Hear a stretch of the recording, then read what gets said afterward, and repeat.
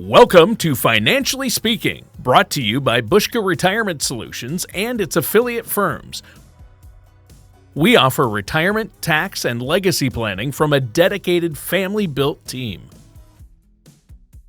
Today, we'll focus on the real-life obstacles that can derail retirement plans if left unaddressed, what you can do to push through those roadblocks, and the retirement challenges women face. And now for our weekly question and answer segment. Welcome back to Financially Speaking. Today, I'm joined by Ryan Connor and Logan Waller of Buska Retirement Solutions and Buska Wealth Management. In this segment, we're looking at something that affects nearly every future retiree, the real-life obstacles that can derail retirement plans if left unaddressed. What are some common reasons people might struggle to save enough for retirement?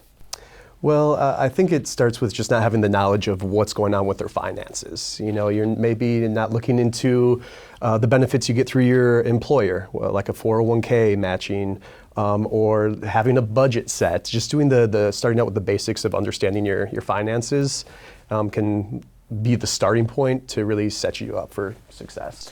Yeah, I mean, one of the next step beyond that is, if you are not in the financial world, if you don't have a background in finance, sometimes investing can feel daunting.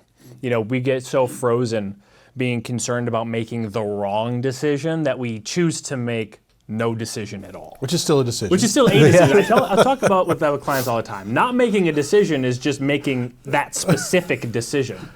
And so when folks are even going through, maybe they want to start contributing into a 401k, but they're like, I don't know what to do. I don't know the options. A lot of times 401k plans aren't the best at providing you with guidance when it comes to, given my circumstances, how should I invest? And that's something that a financial services professional, should be able to provide you some guidance on as far as, hey, given your circumstances, we can get you an allocation within your 401k options that should be appropriate. Now, how can high levels of debt, there's all kinds of debt. There's good debt, bad debt, they say, but debt is debt. But there's a difference between mortgage debt and credit card debt. How do high income levels of debt affect people for saving for retirement? Well, let's start out with the higher interest bearing ones, like a credit card.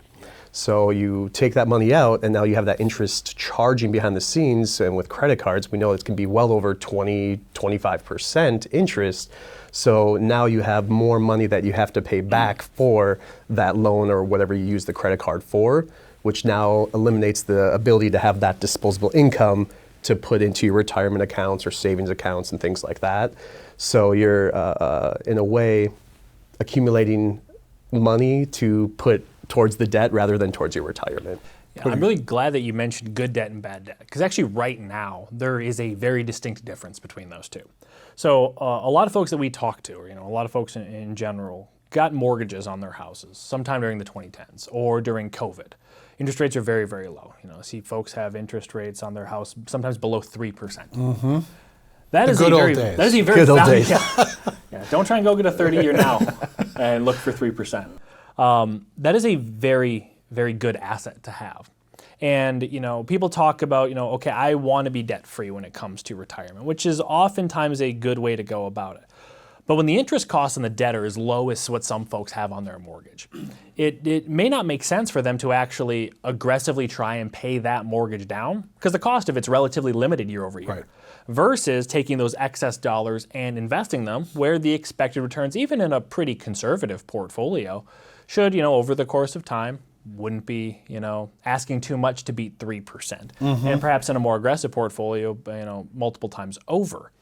And so understanding the different types of debt you have, the different carrying costs or interest rates of those debts is really important because you can end up costing yourself a lot of money on net if you're trying to really pay down this very low cost mortgage aggressively instead of investing. Or on the flip side, continuing to only make small payments on these high interest costs like credit cards or personal loans, the type of stuff that has very minimal collateral on it. Versus, getting that stuff actually paid down. That's the type of stuff we want to get paid down, whereas something like perhaps a low interest mortgage, a pre-2022 mortgage, that's probably a valuable asset in your favor to let that trickle on for a while. And I know a guy explained that to me one time. It made sense. He said, your house will appreciate in value whether it's paid off or you have a dollar of equity in it. But sometimes that paying off a mortgage is just a good Yeah, because it's a big impact to the month-to-month budget, which is why people want to get to it. For sure. But it's not nothing. You still get the privilege of paying property taxes. Exactly. Right? Okay, good. What role does rising healthcare costs play, and how can you plan for those expenses ahead of time? I mean, that's kind of an unforeseen thing, right? Yeah, so the healthcare costs, and a lot of it depends on when you retire. If you retire before 65, in most situations as a retiree, then you're going to be looking at, what people call marketplace insurance or insurance offered through the Affordable Care Act exchange. The level of income you have or are showing in terms of your, modified adjusted gross income is going to dictate, what your premium costs are going to be, what your out-of-pocket costs are going to be as far as deductibles, co-pays, out-of-pocket maxes. And so that will impact, you on the front end of retirement, perhaps. Once you get to 65, you get to do the whole Medicare bit, your A, your B supplement, your Advantage, whole 9 yards. I know that's something with here at Buska where we actually have dedicated professionals to help folks navigate that because there are such a wide variety of options, and the solution there very much needs to be individualized. Now, long term, that's the one that folks have a lot of concern about. As it comes to things like long-term care or, needing additional help, whether that's, just someone coming into your home, perhaps assisted living, and then perhaps eventually a nursing home situation. And that's where there are a variety of different ways you can look at it, from long-term care insurance products to kind of what we classify as self-insurance, which is basically just saving and investing a dedicated portion of your money to deal with potential health expenses later on in retirement, where you're not prioritizing those investments for short-term income, but you're primarily looking at them for income that you might need for medical expenses down the road. And if you don't, maybe it's part of your legacy portfolio. And it's tough too because those prices change, and we usually don't know. We just don't know those variables. Right. So it's tough for planning, but to prepare for that, that's where we want to use those tax advantage health accounts. So like a HSA is, I would say, that one of the best because it's transferable. It moves with you whether you're still at that job or not. Right. You have other companies that use health accounts like HRA. Or an FSA. So there's different restrictions and things. So it's really important to start those things now to help pay for those future costs that we just can't plan for because they change every year. Makes sense. What if not me, hypothetically, waited too Asking long, for a friend. asking for a friend. I've waited too long, or I feel like I'm way behind in the saving for retirement thing. What are some things you can do to catch up? The first thing to do is to actually do something. We talk about, sometimes when you make, deciding to do nothing is still making a decision. Yep. The first thing is to actually take those first steps. And the best way to do that, especially if you're unsure about what really you should be doing, is to sit down with a financial services professional. Get a lay of the land of what your capabilities are for savings, what your expenses are going to be versus what your income is, and to then build out a savings plan from there. Now, if you're getting, if you're well into your working years and you haven't started saving, we probably do need to look at a delayed retirement date. That doesn't mean retirement's impossible. It just means we need to be realistic about what our timeline is going to be, given the means we have available. Makes perfect sense. Thank you, guys. We'll stick around here because after a brief pause, we'll talk more about strategies to overcome these challenges, from budgeting, debt reduction, to smart savings tools. Be right back. You've likely heard about the new tax bill, but do you really know what it means for you? It changes how overtime and tips are taxed, makes several tax cuts permanent, and introduces a new deduction for those 65 and older. With updates like these, now is a great time to revisit your financial strategy. I'm Cole Bruner from Buska Retirement Solutions. Let's talk about how these changes could affect you and what steps you can take. Call us at 715-355-4445 to schedule your complimentary consultation. And now back to our weekly question and answer segment. Welcome back to our segment on the most common obstacles to retirement. Before the break, Ryan and Logan helped outline the major hurdles, from debt and healthcare costs to simply starting too late. Now, let's consider what you can do to push through those roadblocks. Gentlemen, welcome back.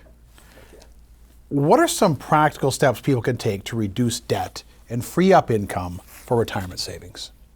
I think it starts, and I hate to always have this as the starting point, but it really starts with a good budget to know where your money's coming in, but also where your money's going. I hate those things. I know They're so revealing. Yes, it's like, oh, I'm spending that on that, but you gotta do the hard thing and get that in place, because then that allows you to know how much of the disposable income you have, or maybe where we can make some cuts or just rearrange things, and then have that extra income to put towards those health savings accounts, like we had talked previously, or putting into retirement accounts. So I think it starts with there. Yeah, I mean, that's really the bedrock, as kind of boring and mundane as it is. It's not some exotic strategy, but it gives you a place to start, because kind of all of the, perhaps more fun strategies utilizing some more interesting account types all comes because you need to have excess income Money every to month. do it. You need to actually have the money to do it. And the only way that you're going to be able to make sure that you have that, especially if you're in a situation where you have accumulated debt, which suggests you maybe, aren't always clearing money every month, is getting a handle on your expenses, creating kind of an amount of excess income every month, and then being able to apply that, whether it's towards debt pay downs or towards savings as your situation dictates. So living below your means is a... Yep, not At least a keeping up little with the bit. Joneses. Yeah, I hear you. How can someone factor in future healthcare expenses when building that retirement account? So like we had previously said, it's an unknown number of where that's going to go, whether it's a changing law with a new administration coming in, or just inflation making those prices go up. There can be a whole bunch of different variables on how those healthcare costs can increase. So it's really impossible to know what we need or what an individual needs to pay for those things. So it goes back to just plan for what you can control, and working the different accounts, putting money aside for those type of costs. Yeah, I mean, the big thing, the long-term healthcare costs are perhaps the biggest unknown when it comes to retirement, because on the front end of your retirement, let's say you retire at 62. 62 years old, you might be completely healthy, have no chronic conditions, nothing like that. By the time you're 79, 80, 81, pretty likely you're going to have developed some sort of chronic condition, even if it's just age-related.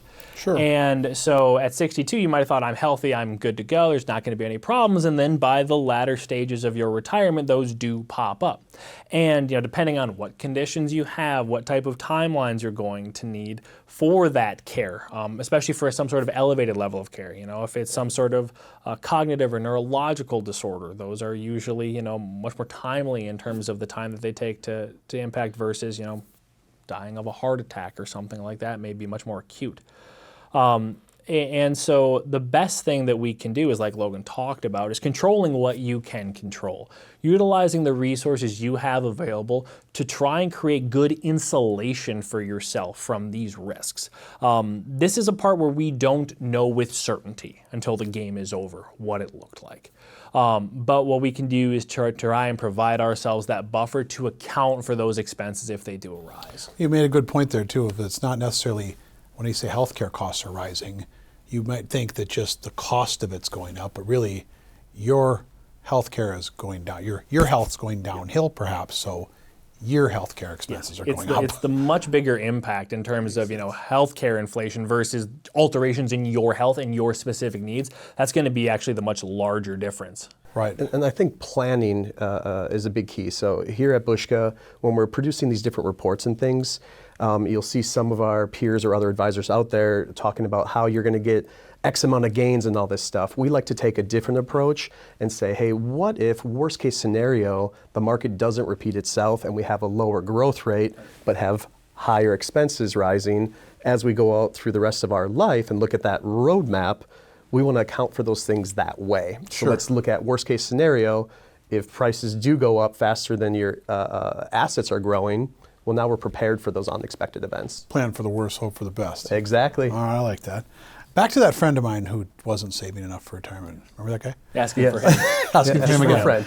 Are there specific catch-up contributions on retirement accounts that can help a person accelerate their saving? Yep, absolutely. So once you reach age 50, you're able to make additional contributions into the various different retirement accounts. So With IRAs and Roth IRAs, you're able to contribute an additional $1,000 on top of what the traditional limit is for those who are younger. With different employer plans, there are a variety of different catch-up contributions depending on if it's a 401k or 403b, if it's a TSP, if it's a deferred comp plan. They've all got or simple IRA. They've all got slightly different catch-up contribution levels. So with that one, you'll want to sit down with your financial services professional, because one thing I run into a lot is people say, "Oh, I have a 401k." They have an employer retirement account, but it's not a 401k, and the rules are different. Right. And so that's one where you're going to want to sit down with a financial services professional, talk to your employer plan's custodian to figure out what the rules are going to be for that specific plan. But there are, factors in tax law that do make it easier to save at an accelerated rate as you are approaching retirement, to provide an opportunity, for said friend who, maybe didn't save a lot, before 50 and is trying to catch up now. Maybe, they have more, disposable income as they've gotten further and more seniority in their career. You do have the ability to catch up and put quite substantial numbers of dollars into those retirement accounts, even if you didn't get a great head start. And I would say, going back to just sitting down and talking with a financial services professional, because laws change, rules change, things like that. And with the Secure Act 2.0 that had passed in 2023, it added a second catch-up contribution once you hit age 60 and 61 all the way up to 65. So sitting down with someone's going to help you understand that stuff, because things change and move. Just don't take the advice from your parents from 20, 30 years ago type of thing. Guy cutting my hair. Yeah, right. Yeah. Good at cutting hair, but maybe not my licensed. financial services professional. Yeah. How can sitting down with a financial services professional help me create a predictable, achievable roadmap for retirement, whether I've saved a lot or didn't save a lot? It's just putting all those variables together, because there's a lot of different spinning plates in this industry. We're not just looking at how the investment and the growth. We have to think about tax strategies. And all the terms, yes, and all the acronyms we use. Yes. Or we use the same word that means 6 different things depending on how you talk about it. So it's just working and looking at all those strategies. You have estate planning. You have the healthcare costs like we've been talking about. So sitting down with a professional helps look at all those individual things, but then bring it all together so then you know what's going on. Very good. Well, gentlemen, I'm glad there's people like you on this earth to help us others navigate this type of thing. Yes. Stay tuned. We'll be right back with more Financially Speaking. If you're 59 and a half or have recently changed jobs, now might be the perfect time to consider a 401k rollover. Rolling over your old 401ks could simplify your finances and give you more control, from investment options and costs to how and when you make withdrawals. A rollover could give you the opportunity to partner with a financial services professional and tailor your investments to your specific needs, not a company's group plan. Call our office today to schedule your complimentary consultation and see if a 401k rollover is right for you. And now our Financially Speaking Weekly Desk segment. Welcome back to Financially Speaking. I'm Sue Buska from Buska Retirement Solutions. Joining me today is my daughter, Kaylee Berenson. Today, Kaylee and I are going to discuss women's retirement. That's right, Mom. It's so important for us women to work together and help each other better understand what retirement looks like for us. Today, we're going to discuss Investopedia's article titled Top 10 Careers for Women Over 50. It fits nicely with the larger topic that we're going to discuss, which is retirement challenges women face. Now, before we dive into that, I'd like to offer this note to our viewers. While both Kaylee and I are experienced in financial services, today we're structuring our conversation to explore women's retirement from different angles, allowing me to ask the questions you, the audience, might have, and Kaylee to share her in-depth insights. Well, that's a great clarification, Mom. Now let's start with the top 10 jobs for women over 50. Can you tell the audience why this topic is important? I sure can. So many women have to step away from the workforce at certain points in their lives to take care of children or other family members. It can be hard for them to find jobs when they return to the workforce, especially if they are over 50 years of age. But some careers are great for people in this position. Well, that's great. I'm excited to talk about what these careers are. As am I. So first on the list of the careers for women over 50 is a real estate agent. The Investopedia article points out that the median age for women who are real estate agents is 55. Well, that's a great career choice. Real estate classes and licensing exams are relatively inexpensive, So there's a lower barrier to entry, which makes it a feasible option for most. Exactly. And once you're licensed, you'll have a lot of different brokerages that you can choose from, and you can have great flexibility in your day-to-day work hours. Now, if you had a client who is considering becoming a real estate agent, what would you tell her to expect in terms of salary? Well, salary can vary quite a bit, and it depends on the market that you're in and whether you work exclusively with high net worth clients. But I would argue that if you're able to put some of it aside for retirement, then you're in a pretty good position. Well, that's a good point. So let's move to the next thing on the list. Well, I love this one. The article suggests that women over 50 should consider becoming financial advisors. Hey, I think I know a few of those. Oh, that's interesting, but wouldn't they need a degree in finance? You're right about that, Mom. If you're a woman over 50 and you already have a finance degree, this could be a great career move because you could be self-employed, which many people in our industry are, just like you, Mom. That's great for women who are still balancing work life with family life. Definitely. Another option is nursing. Many viewers may not know this, but I actually started my career in nursing, so I know all about this, and the article points out that there are community college or hospital-run licensing programs that you could complete in just 2 or 3 years. That's right, you did spend 10 years working as a nurse before you transitioned into the finance field. So 2 to 3 years is a worthwhile investment when you consider that you could work another 20 years and really add to your retirement savings. The article also mentions that employment of nurse practitioners is expected to grow by 46.3% by 2033. So there will be plenty of opportunities. Now, I've heard that occupational therapy is another great field that's growing quite rapidly. It really is. As many baby boomers reach old age, there's a greater need than ever for individuals who can provide therapy that enhances quality of life. And occupational therapy requires a master's degree, though, doesn't it? It does, but you can become an occupational assistant with an associate's degree, which you can get through a community college. Well, sounds like occupational therapy assistants will grow even faster than occupational therapy. Absolutely. Now I want to make sure that we have time to talk about women's retirement. So let's go through the last few quickly.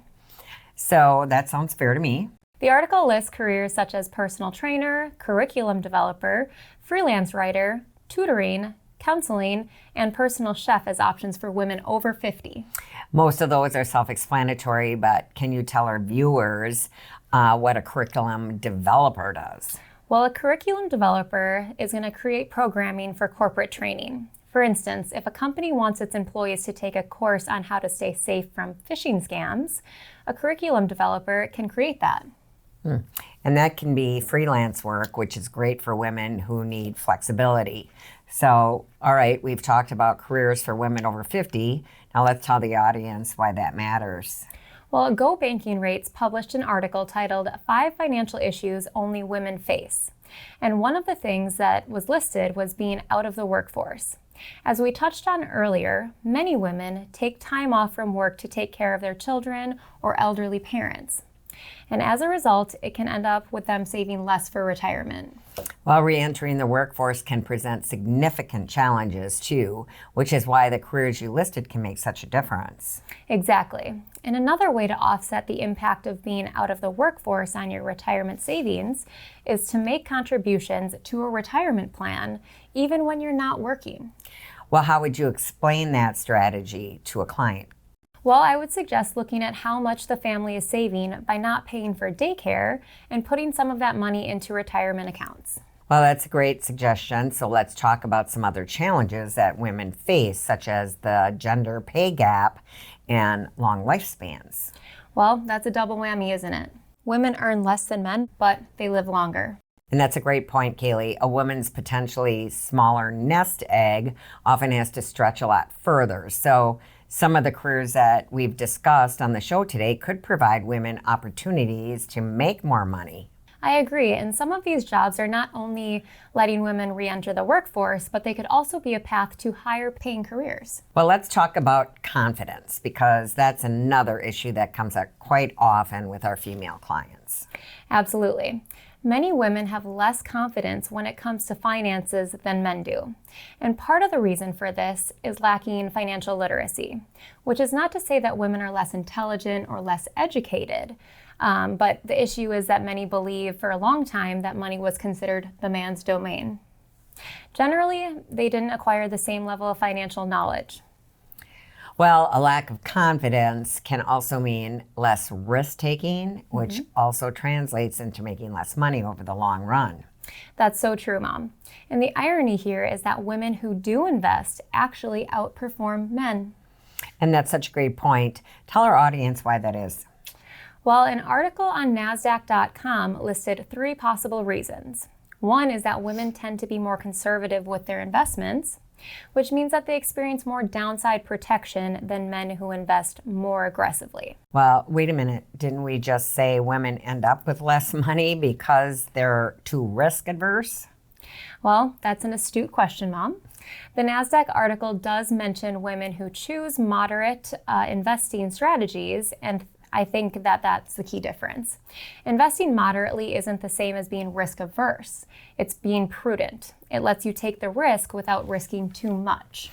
All right, that's one reason women outperform men as investors. So let's tell the audience what's next on the list. Well, the article mentions that women are less likely to jump on trends, which is something that can get investors into trouble. So cryptocurrency is a good example of that. It definitely is. So would you say that men who jump on trends like crypto are overconfident, or that in this case, women's lower confidence works in their favor? Well, I'd say a little of both. Either way, sticking with tried and true investments like index funds and well-known companies can be a solid strategy. And it's one that many women stick to. Well, we're running low on time, Kaylee, so let's go over the last reason that women outperform men as investors. Well, women seem to be better at staying calm during periods of market volatility, and they just wait it out. Well, that's crucial, isn't it? Because many people like to buy the dip when the market goes down, but that doesn't always work out. And selling assets can mean you miss out on market rebounds. And with that, we're out of time. So we are. Viewers, if you have any questions about retirement strategies for women, contact us at retirewithbuska.com or call 715-355-4445. We'll be right back with more of Financially Speaking after this. Thank you for tuning in to this week's edition of Financially Speaking. We're glad you were able to join us today, and we hope you learned some useful retirement tips along the way. On today's show, we covered a number of important topics, and hopefully we did so in a manner that was easy for you to understand. This is the same way we communicate to our clients when we meet with them in person. Remember, with the help of a financial services professional, you can create a quality retirement plan, and our team is here to help. Right now may be a great time to get a second opinion on your retirement plan. Call us at 715-355-4445 or go to retirewithbuska.com to continue your retirement education, catch up on previous episodes of our TV and radio show, or schedule your complimentary, no-obligation consultation. If you have any questions or comments about today's show, call us at 715-355-4445, or feel free to send us an email at info@retirewithbuska.com. Join us next week at the same time and same place for another episode of Financially Speaking.